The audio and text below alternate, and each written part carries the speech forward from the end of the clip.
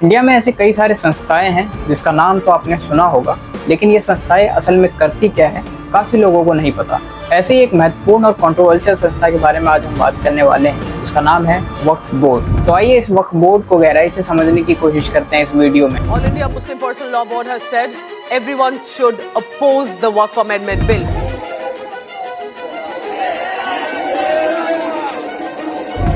हमारे स्वतंत्रता संग्राम की लड़ाई में चाहे हिंदू हो, मुसलमान, सिख हो या ईसाई, सब लोगों ने इस देश की आजादी के लिए कुर्बानी देने का काम किया था। वक्फ ये एक अरबिक वर्ड है जिसका मतलब होता है इंग्लिश में टू होल्ड और हिंदी में किसी भी चीज को खुदा के नाम पर अर्पित कर देना। इस्लामिक ट्रेडिशन में जब कोई इंसान अपनी प्रॉपर्टी को या वेल्थ को खुदा के नाम पर चैरिटी के लिए डेडिकेट कर देता है तो उसे वक्फ माना जाता है। वैसे तो वक्फ का कॉन्सेप्ट इंडिया में मुगल एरा से ही एग्जिस्ट करता है, लेकिन इसकी लीगल फाउंडेशन 1923 में की गई थी ब्रिटिश रूल के दौरान। 1923 का ये एक्ट आने से पहले वक्फ की प्रॉपर्टीज को मैनेज करना काफी मुश्किल हो रहा था। काफी सारी दिक्कतें आ रही थी, जैसे कि प्रॉपर मैनेजमेंट ना रह पाना, या फिर प्रॉपर्टीज का प्रॉपर रिकॉर्ड नहीं रहना, या फिर फैमिलीज या कम्युनिटीज में डिस्प्यूट्स भी देखने को मिलता था। और जब ये 1923 का एक्ट बनाया गया तो इसमें काफी सारी चीजों पर ध्यान दिया गया, जैसे कि हर प्रॉपर्टीज को रजिस्टर करना जरूरी कर दिया गया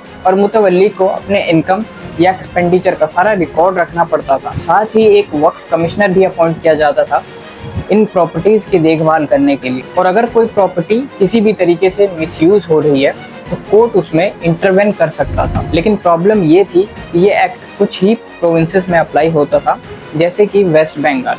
ऑल इंडिया लेवल पे इसका इम्प्लीमेंटेशन नहीं हुआ था और साल 1954 में इसमें कुछ बदलाव किए जाते हैं और इस एक्ट का नाम बदल कर रख दिया जाता है वक्फ एक्ट 1954। इस एक्ट में स्टेट वक्फ बोर्ड का कॉन्सेप्ट इंट्रोड्यूस किया गया, जिसमें हर स्टेट में एक बोर्ड होगा जो कि वक्फ की प्रॉपर्टीज को प्रॉपर तरीके से मैनेज करेगा और उसे रेगुलेट करेगा। साथ ही मिसमैनेजमेंट का जो प्रॉब्लम था उसको कंट्रोल करने के लिए रूल्स बनाए गए और फाइनेंशियल ऑडिट का सिस्टम भी लाया गया, जिससे कि वक्फ की प्रॉपर्टीज से आने वाले इनकम या फिर उसमें होने वाले एक्सपेंडिचर का पता लगाया जा सके। हालांकि ये एक इम्पोर्टेंट स्टेप था, लेकिन ग्राउंड लेवल पे प्रॉब्लम जैसे कि ज़मीन का कब्जा होना या फिर करप्शन या ट्रांसपेरेंसी की कमी अभी भी इसमें थी, जिसको इम्प्रूव करने के लिए इसमें फिर से रिफॉर्म्स लाए जाते हैं 1995 में। तब से इसका नाम होता है वक्फ एक्ट 1995।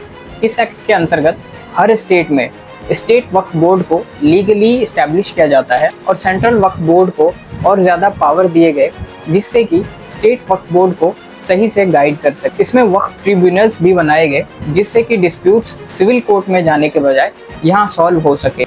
हर प्रॉपर्टी की सर्वे और डॉक्यूमेंटेशन को कंपलसरी बना दिए गए। साथ ही वक्फ की गई ज़मीन को गिरवी रखना या फिर गिफ्ट करना इलीगल डिक्लेयर कर दिया गया। इस एक्ट ने वक्फ प्रॉपर्टीज़ के मैनेजमेंट को एक स्ट्रक्चर और लीगल बैकिंग दिया, लेकिन प्रॉब्लम अभी भी कई सारी जगह थी, जिसको इम्प्रूव करने के लिए फिर से एक अमेंडमेंट किया जाता है 2013 में। 2013 के अमेंडमेंट में इस एक्ट में कुछ चेंजेस लाए गए, जैसे कि अगर कोई वक्फ की ज़मीन इलीगली हड़प लेता है तो उसे एक गंभीर अपराध माना जाएगा और उस पर क्रिमिनल केसेस भी दर्ज हो सकते हैं। वक्फ के प्रॉपर्टीज़ का डिजिटाइजेशन और रिकॉर्ड्स में ट्रांसपेरेंसी लाने का प्लान भी इम्प्लीमेंट किया गया। साथ ही स्टेट बोर्ड्स और ट्रिब्यूनल्स को और ज़्यादा पावर्स दिए गए और जो प्रॉपर्टीज़ इलीगली रेंट पे दी गई थी उनको रीचेक करने का भी सिस्टम बनाया गया। एक इम्पॉर्टेंट बात यहाँ पर यह भी है कि वक्फ का रिलीजन से डायरेक्ट कनेक्शन भी है, जैसे कि इस्लाम में चैरिटी को काफ़ी इम्पोर्टेंट माना जाता है और वक्फ भी इस कॉन्सेप्ट को इंस्टीट्यूशनलाइज करता है। ये एक कल्चरल लेगेसी भी है और आज भी दिल्ली, हैदराबाद, लखनऊ जैसे शहरों में वक्फ की प्रॉपर्टीज़ पे बनाए गए मस्जिद, मदरसा या फिर दरगाह जैसे इंस्टीट्यूशंस देखे जा सकते हैं, जैसे कि राजस्थान में अजमेर शरीफ दरगाह, दिल्ली में जमा मस्जिद और हाजी अली दरगाह भी वक्फ के अंदर आता है, जो कि वक्फ प्रॉपर्टीज़ की रजिस्ट्री रखता है, रेंट या लीज पे देने के लिए काम करता है और लीगल डिस्प्यूट्स भी हैंडल करता है। इसके ऊपर आता है CWC यानी कि सेंट्रल वक्फ काउंसिल।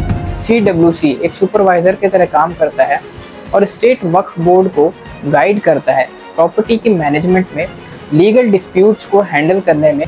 और अगर किसी बोर्ड को लीगल या फाइनेंशियल हेल्प चाहिए तो CWC उसको गाइड करता है और उसको हेल्प करने के लिए काम करता है। साथ ही CWC ये भी देख रहा होता है कि वक्फ एक्ट का प्रॉपर इम्प्लीमेंटेशन किया जा रहा है या नहीं, और इंश्योर करता है कि हर स्टेट में वक्फ प्रॉपर्टी का प्रॉपर डॉक्यूमेंटेशन या फिर सर्वे होना चाहिए। इसके under Waqf management system of India यानी कि वामसी सॉफ्टवेयर लॉन्च किया गया, जहां पर प्रॉपर्टीज का डिजिटाइज रिकॉर्ड रखा जा सके। लेकिन इतने सारे एक्ट, कानून या सिस्टम बनाने के बाद भी वक्फ के लाखों प्रॉपर्टीज पर लोकल लोगों या तो पॉलिटिशियंस का इलीगल कब्जा है। और अगर आप ऑफिशियल पोर्टल भी देखो तो वहाँ भी लाखों प्रॉपर्टीज के रिकॉर्ड्स नहीं है, और अगर है तो उनके मैनेजमेंट का स्टेटस नहीं है। ऑफिशियल पोर्टल का नाम मैंने अभी लास्ट में बताया था आपको, वामसी। इसका लिंक मैं आपको डिस्क्रिप्शन में भी दे दूंगा, वहाँ से भी जाके आप चेकआउट कर सकते हैं। तो दोस्तों ये थी एक डिटेल जानकारी वक्फ के बारे में, जितना मैं जुटा पाया, सिंपल कानून से एक फुल फ्लैज लीगल सिस्टम बनने तक की। लेकिन ग्राउंड रियलिटी अभी भी कॉम्प्लेक्स है, क्योंकि सिस्टम है, कानून है, लेकिन इम्प्लीमेंटेशन वीक है, जिसके कारण अभी भी इतने सारे कॉन्फ्लिक्ट्स या फिर कंट्रोवर्सीज देखने को मिलती है। कई सारी जगह तो प्रोटेस्ट भी देखने को मिल रहा है। दोस्तों आपको क्या लगता है, वक्फ की प्रॉपर्टीज का प्रॉपर यूज हो रहा है या फिर कुछ नेताओं या बिजनेसमैन तक ही इसका बेनिफिट पहुंच रहा है? कमेंट सेक्शन में ज़रूर बताएं।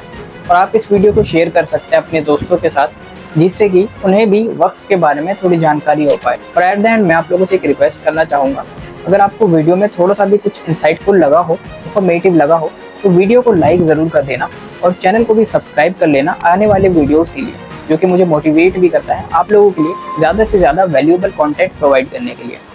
धन्यवाद।